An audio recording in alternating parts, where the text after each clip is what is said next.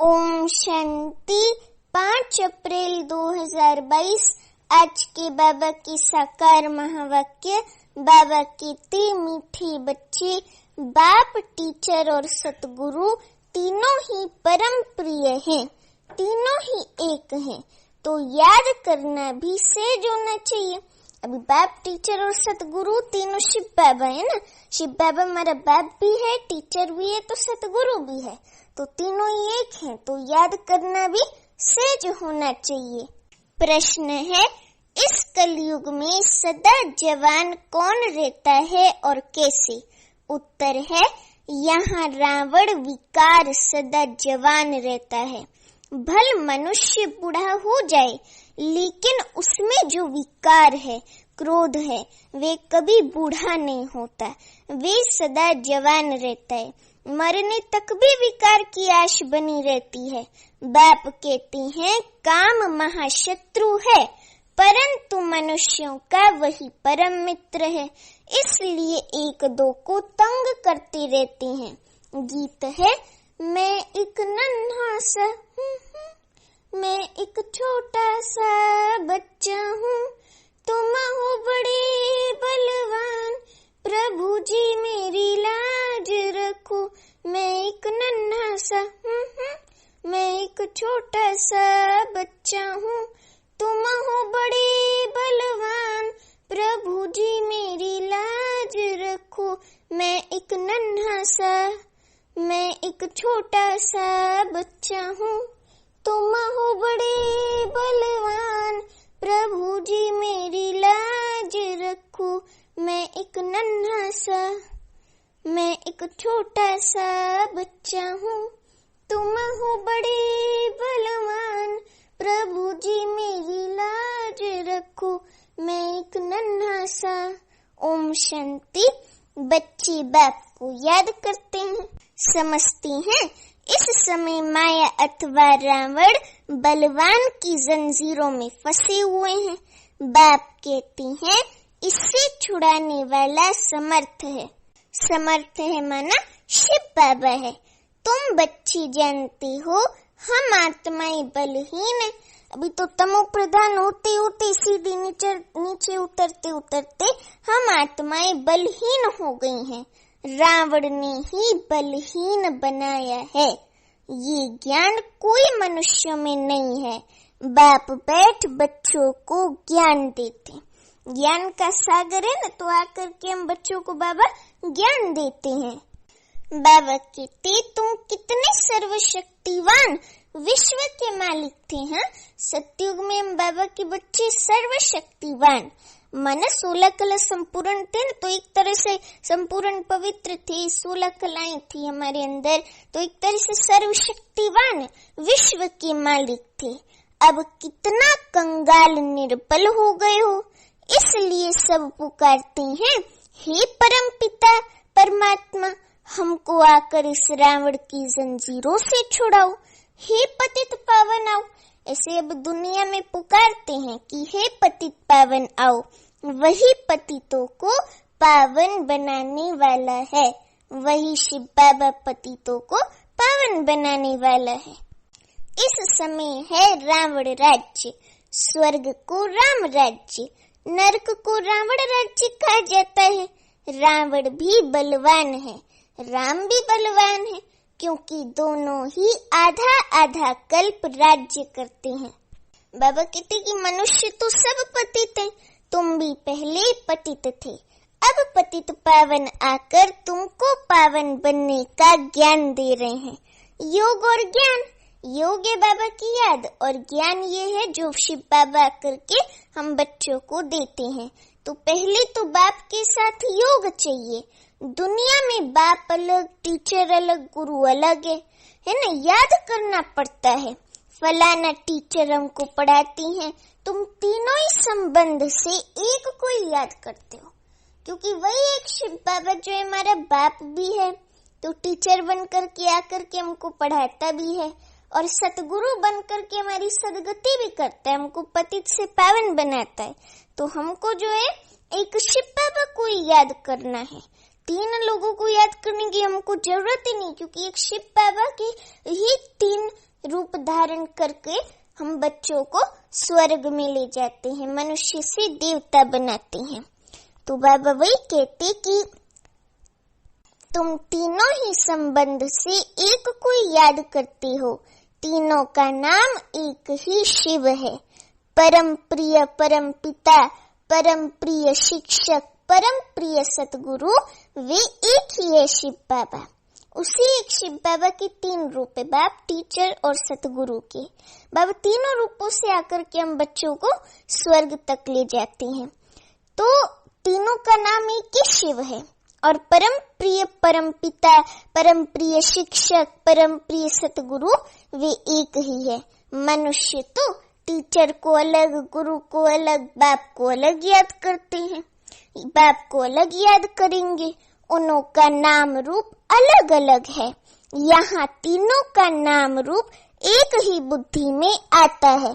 रूप निराकार है, नाम शिव है, बुद्धि में एक ही याद आता है।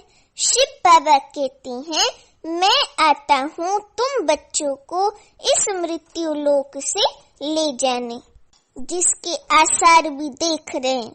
बलवान बनने में माया बहुत सामना करती है, विघ्न डालती है। तुम बहुत चोट खाते हो। माया कभी जोर से थप्पड़ मारती है, कभी हल्का।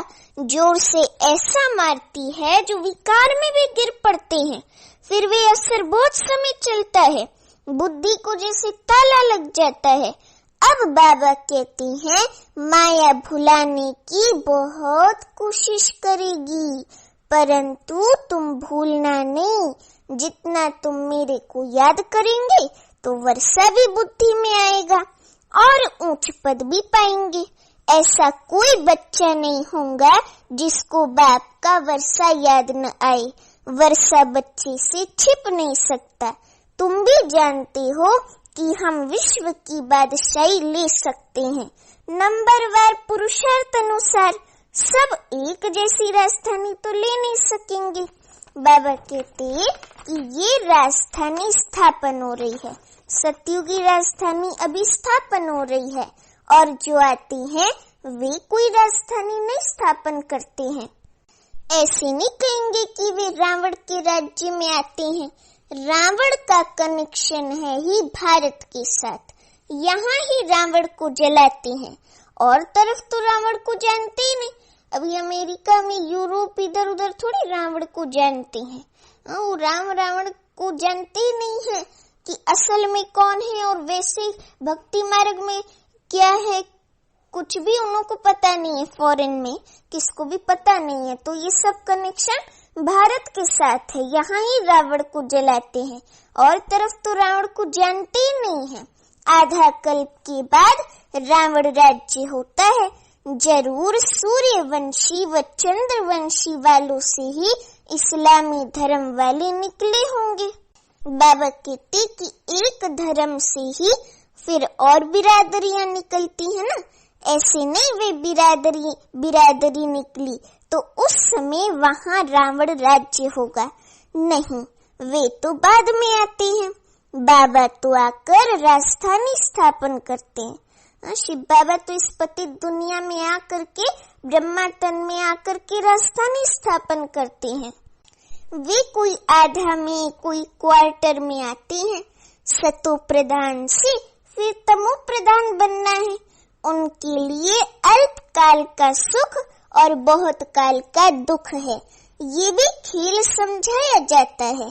पहले पावन थे, पहले सतयुग त्रेता में पावन थे, फिर पतित बनते हैं द्वापर कलयुग तक। तो पहले एक ही देवी देवता धर्म था, सतयुग में एक ही आदि सनातन देवी देवता धर्म था। और अभी तो देखो कितने धर्म हैं, मेजोरिटी तो 4000 धर्म है, जिनों का पता भी नहीं है। लेकिन मुख्य 4 धर्म हो गए, और इन 4 धर्मों में ही भेदभाव हो गया है। फिर और धर्मों की वृद्धि होती है, देवताएं खुद ही हिंदू बन जाते हैं। फिर किस्म किस्म की मल्टीफिकेशन होती रहती है। वे फिर अपने धर्म स्थापक के पिछाड़ी चले जाते हैं। देवता धर्म प्राय लोप है।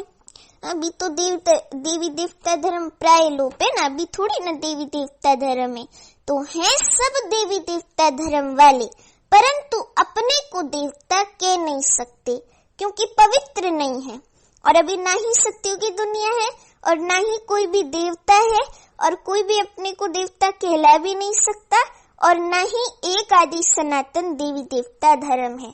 अभी कलयुगी दुनिया है, इसलिए कोई अपने को देवता कहला नहीं सकता क्योंकि पवित्र नहीं है। पवित्रता के बगैर अपने को देवता कहलाना बेकायदे हो जाता है। जो असल देवी देवताएं थे वही फिर क्षत्रिय, फिर सो वैश्य, सो शूद्र बन जाते हैं। अभी फिर तुम ब्राह्मण बनी हो। ये बातें और धर्म वाले नहीं समझेंगे, ये बातें और धर्म वाले नहीं समझेंगे, देवता धर्म वाले ही यहाँ आएंगे। देखो, जो कल्प पहले भी देवी देवता धर्म की आत्मा है ना, और जिन्होंने वर्षा प्राप्त किया है वही फिर से यहाँ आकर के अपना वर्षा प्राप्त करेंगे।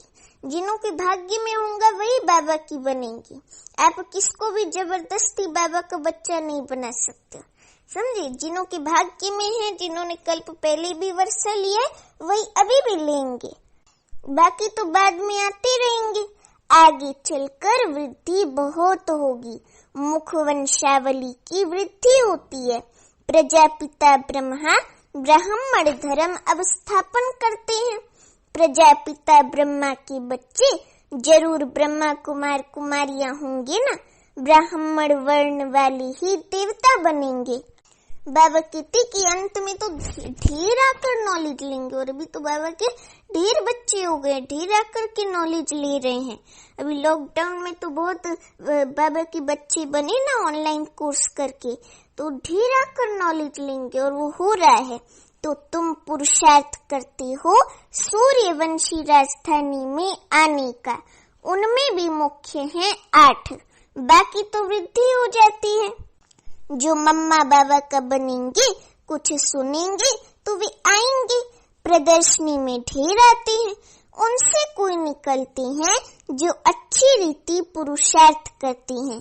पहले पहले बाप का परिचय जरूर होना चाहिए, फिर करके कोई लिंग रूप कहते व ज्योति रूप कहते। बाप समझने से ब्रह्म जो महतत्व है, ब्रह्म माना परम धाम, जो महतत्व है उनको फिर भगवान नहीं कह सकते, क्योंकि वो तो रहने का स्थान है ना। अभी रहने के स्थान को कैसे भगवान कह सकते? रहने के स्थान को भगवान नहीं कह सकते। रहने के स्थान में रहने वाला, परमानेंट रहने वाला जो शिव बाबा है, ज्योति बिंदु निराकार है, वही भगवान है। तो परम पिता परमात्मा तो नॉलेजफुल है, ब्रह्म थोड़ी नॉलेजफुल है। वो तो तत्व है ना, रहने का स्थान है, वो कैसे नॉलेजफुल हो जाएगा? तो तुम पूछते हो तो आत्मा का रूप क्या है? तो लिंग कह देते हैं, क्योंकि लिंग रूप की ही पूजा करते हैं।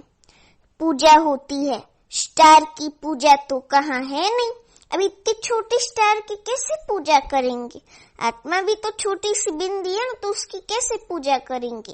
इसलिए शिव बाबा की पूजा करने के लिए बहुत बड़ा लिंग बनाते हैं, और उसमें 3 रेखाएं खींचते हैं और बीच में लाल बिंदी लगाते हैं। दूसरी और तीसरी रेखा के संगम पर माना बीच में बिंदु लगाते हैं। वो बिंदी तो शिव बाबा है, लेकिन उन्होंने शिव बाबा की पूजा करने के लिए इतना बड़ा लिंग और 3 रेखाएं खींचते हैं। दूसरी और तीसरी रेखा के बीच में बिंदु लगाते हैं। न जानने के कारण फिर कुछ न कुछ कह देते, कुछ न कुछ बना देते हैं। ठिक्कर भीतर सब में भगवान कह देते हैं। अब ऐसे तो हो न सके, ठिक्कर भीतर में तो भगवान है नहीं, भगवान तो परम धाम में रहते हैं ना, और वो एक ही है। न भगवान ठिक्कर भीतर में है और न ही भगवान सर्वव्यापी है। तो ये बात गलत है, ये बात रॉन्ग है। राइट इस बात ये है कि शिव बाबा परम धाम में रहते और शिव बाबा सर्वव्यापी नहीं है, वो शिव बाबा एक ही है। तो बाबा कहते कि बाप समझाते हैं आत्मा तो स्टार है, आत्माओं का इकट्ठा झुंड भी देख सकते हैं। जब सभी आत्माएं वापिस जाएंगी तो बड़ा झुंड होगा ना, उनको कहा जाता है सूक्ष्म से भी सूक्ष्म, साक्षात्कार से कोई कुछ समझ न सके। समझो किसको शिव का अथवा ब्रह्मा विष्णु शंकर का साक्षात्कार भी हो, परंतु फायदा कुछ नहीं है। यहाँ तो सृष्टि के आदि मध्य अंत को जानना होता है, ये पढ़ाई है। परमात्मा भी एक स्टार है। इतनी छोटी चीज को देखो, कितनी महिमा है। ज्ञान का सागर, प्रेम का सागर, सुख का सागर, वही सारा काम करते हैं। इसको कहा जाता है अति गुह्य बातें हैं। बाप कहने से बुद्धि में आना चाहिए कि जरूर स्वर्ग का रचयिता है। बाप माने रचयिता, तो बाबा जरूर स्वर्ग का रचयिता है, कहते भी हैं। जरूर भगवान कहाँ न कहाँ आया हुआ है, ऐसे वो लोग कहते हैं। अगर गीता का भगवान श्री कृष्ण होता तो वे देहधारी तो छिप न सके। ये तो बिल्कुल ही कोई ये बातें हैं। कभी सुना ही नहीं है कि परम पिता परमात्मा क्या चीज है, आत्मा क्या चीज है। सिर्फ कह देते हैं कि भ्रिकुटी के बीच चमकता है अजब सितारा, लेकिन वो अजब सितारा है क्या ये नहीं समझते, केवल कहते हैं। फिर उनको परम पिता परमात्मा कह देते हैं। भ्रिकुटी, हाँ, तो अब आत्मा और परमात्मा के रूप में फर्क तो कुछ भी नहीं पड़ता है। क्या परमात्मा कोई भारी चीज है? वो बड़ी रोशनी है?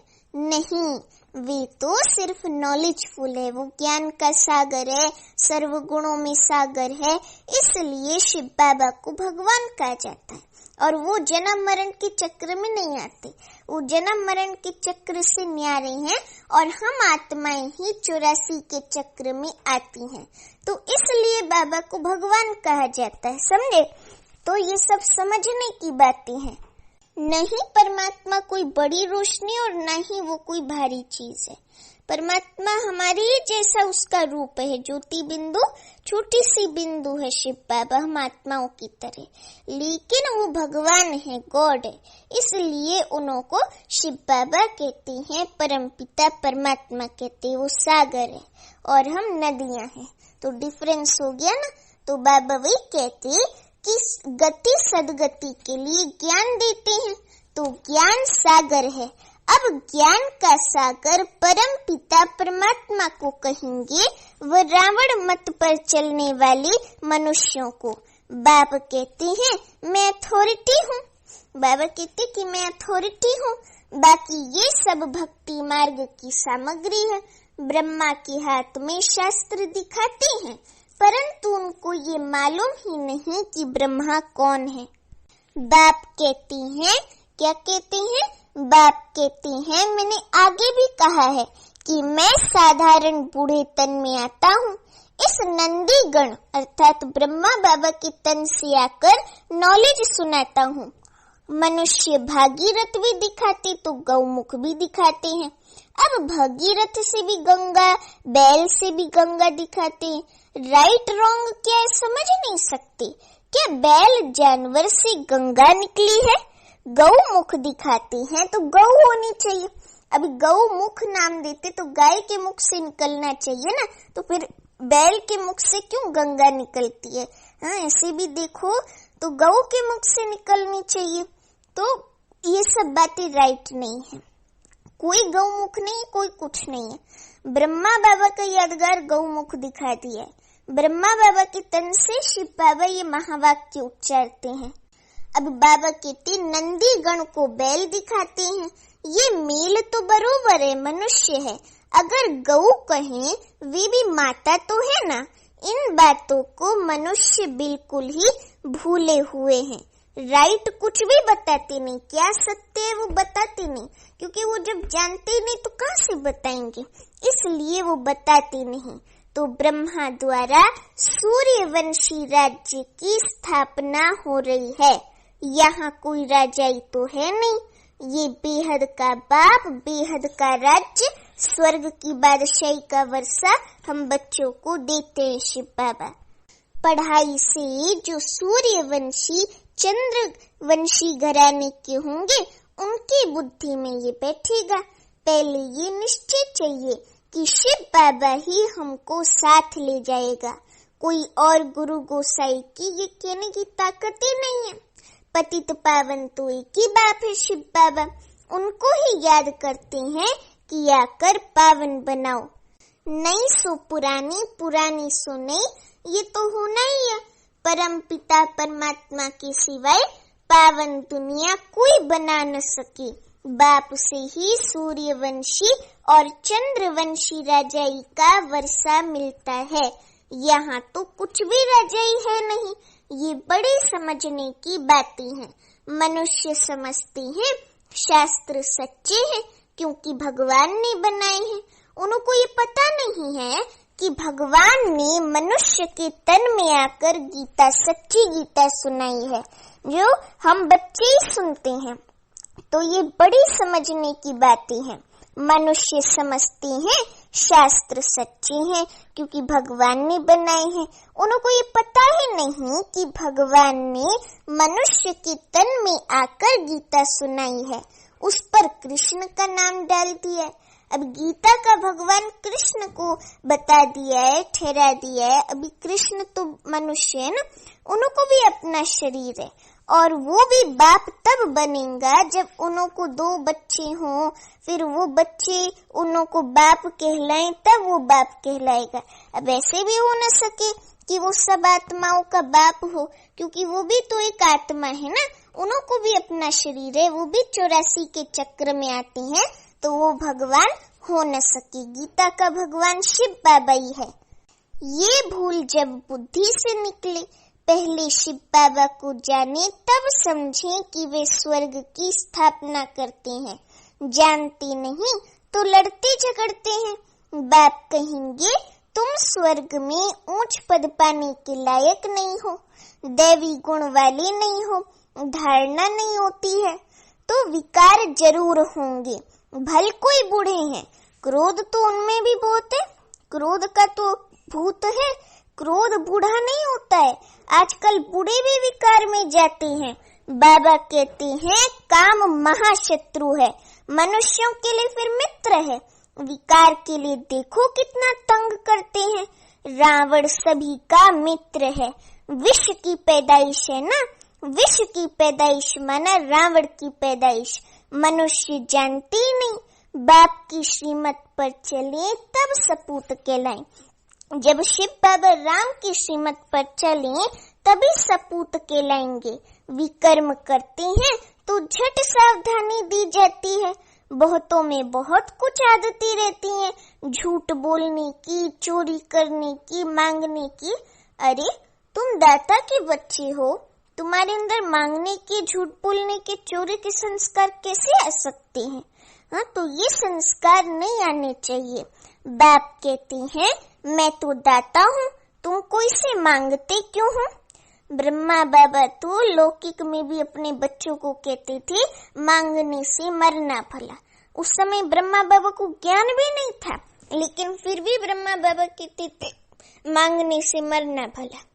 मांगने की आदत ही नहीं रखो। आप बाबा के रॉयल बच्चे हो ना, हम सभी रॉयल बच्चे हैं, बाबा की राजाई लेने वाले बच्चे, तो हमको किससे भी कुछ भी मांगना नहीं है।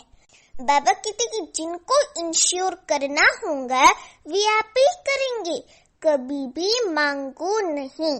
आज बाबा का जन्मदिन है, कुछ तो भेजे, ऐसे मांगो नहीं। समझाना है कि इंश्योरेंस करना है तो भल करो। भक्ति मार्ग में मनुष्य अपने को इंश्योर करते हैं ईश्वर के पास। जिसको दान कहा जाता है उसका फल भी बाप देते हैं। वे है हद का इंश्योरेंस, ये है बेहद का। भक्ति मार्ग में कहते आए हैं कि परम पिता परमात्मा ने ये भक्ति का फल दिया है। साहूकार होगा तो कहेंगे ये पास्ट कर्मों का फल मिला है। कोई गरीब है क्योंकि इंश्योरेंस नहीं किया है, इसलिए धन नहीं मिलता। बाप कहते हैं मेरे पास ही सब इंश्योर करते हैं। कहते हैं ये भगवान ने दिया है। भक्ति मार्ग में तुम इंश्योर करते हो हद का, अब डायरेक्ट बेहद का इंश्योरेंस करते हो। अभी संगम युग पर हम डायरेक्ट बेहद का इंश्योरेंस करते हैं। वहाँ भक्ति मार्ग में तो हद का इंश्योरेंस करते थे, अब बेहद का इंश्योरेंस करते हैं। बाबा कहते कि माता पिता ने देखो इंश्योरेंस किया है तो कितना रिटर्न में देते हैं, तो कन्या के पास तो पैसा होता नहीं, वे फिर इस सर्विस में लग जाए तो सबसे ऊंचा जा सकती है। मम्मा ने तो कुछ भी इंश्योर नहीं किया, हाँ शरीर इस सर्विस में दे दिया तो कितना ऊंच पद पाती है। मम्मा जो है वो फर्स्ट राधी बनती है, फिर फर्स्ट लक्ष्मी बनती है, तो कितना ऊंच पद पाती है। आत्मा जानती है मैं इस शरीर से बेहद के बाप की सर्विस कर रही हूँ। जगदम्बा का कितना बड़ा मर्तबा है। जगदम्बा ज्ञान ज्ञानेश्वरी, फिर वही राज राजेश्वरी बनती है। ये सब कुछ तुम ही जानते हो, ये सारी बातें हमें जानते हैं बाबा के बच्चे। अच्छा, मीठे मीठे सीखी लते बच्चों प्रति माता पिता और बाप दादा का याद प्यार और गुड मॉर्निंग। रूहानी बाप की रूहानी बच्चों को नमस्ते। अभी हम रूहानी बच्चों की रूहानी माता पिता बाप दादा को याद प्यार गुड मॉर्निंग और नमस्ते। अभी धारणा के लिए मुख्य सार, पहली पॉइंट, सपूत बनने के लिए बाप की श्रीमत पर चलना है। जो भी बुरी आदतें हैं, मांगने की, चोरी करने की व झूठ बोलने की, वे निकाल देनी है। दूसरी पॉइंट, अपना सब कुछ बाप के पास इंश्योर करना है। बाबा कहते कि शरीर भी ईश्वरीय सेवा में लगाना है। माया की प्रवेशता किसी भी कारण से न हो जाए, इसमें सावधान रहना है। वरदान है, सदा हर कर्म में रूहानी नशे का अनुभव करने और कराने वाले खुश नसीब भव। सदा हर कर्म में रूहानी नशे का अनुभव करने और कराने वाले खुश नसीब भव। अभी वरदान का स्पष्टीकरण है, संगम युग पर आप बच्चे सबसे अधिक खुश नसीब हो, क्योंकि स्वयं भगवान ने आपको पसंद कर लिया, बेहद के मालिक बन गए। भगवान की डिक्शनरी में हु इज हु में आपका नाम है। बेहद का बाप मिला, बेहद का राज्य भाग्य मिला, बेहद का खजाना मिला। यही नशा सदा रहे तो अति इंद्रिय सुख का अनुभव होता रहेगा। ये है बेहद का रूहानी नशा। इसका अनुभव करते और कराते रहो, तब कहेंगे खुश नसीब। अभी स्लोगन है, साधनों को सेवा के प्रति यूज करो, आराम पसंद बनने के लिए नहीं। साधनों को सेवा के प्रति यूज करो, आराम पसंद बनने के लिए नहीं। अच्छा, ओम शांति।